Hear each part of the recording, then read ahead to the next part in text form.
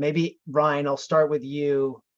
Like you've had this concept that you call either diving for the ball or on the ball for some time.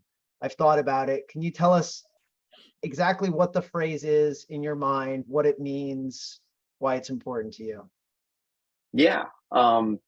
So I love basketball. So that's kind of where it comes from. Diving on the ball is coming from, diving on the ball in basketball. And the concept is um essentially games, especially in basketball, they have these huge swings. You go up 20 points, down 20 points, but a lot of the time at the end of the game, that can be determined by one last play, diving for the ball once. And sometimes you get it, and your team scores and you win and everything's great. And other times you don't. You dive for it and you miss it, or someone else gets it, or you go out of bounds, and you lose anyway.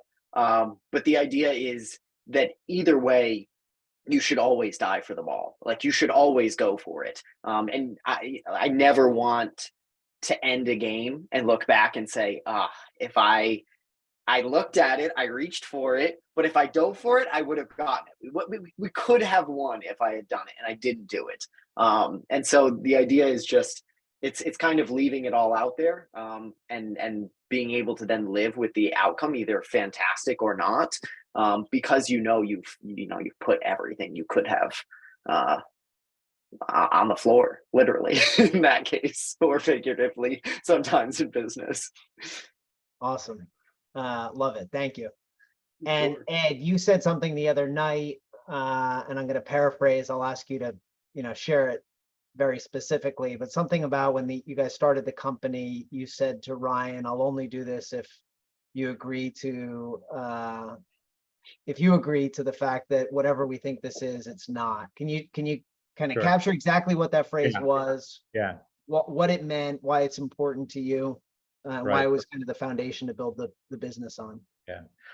Yeah. And I think the exact words were, whatever you think this is, it isn't.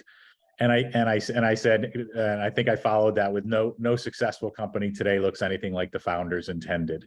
And so, and I used PayPal as an example of a company who was security software and turned out to be payments platform. And so I said, that too often I think people start a company based on their own concept of what something is and what the solution is, and then continually, let's say, drive product improvements and so on internally without the input of the customer. And so the idea was to say that let this always be driven by the customer. That we're building this for someone else, not for ourselves. We're building this for this group of, in our case, landlords, investors, mom and pop landlords, or whatever we want to call them, DIYs, but we're building it for them. And so if we're going to build it for them, we should get their input. And then we should modify it based on what they tell us they need, not just what we think they need.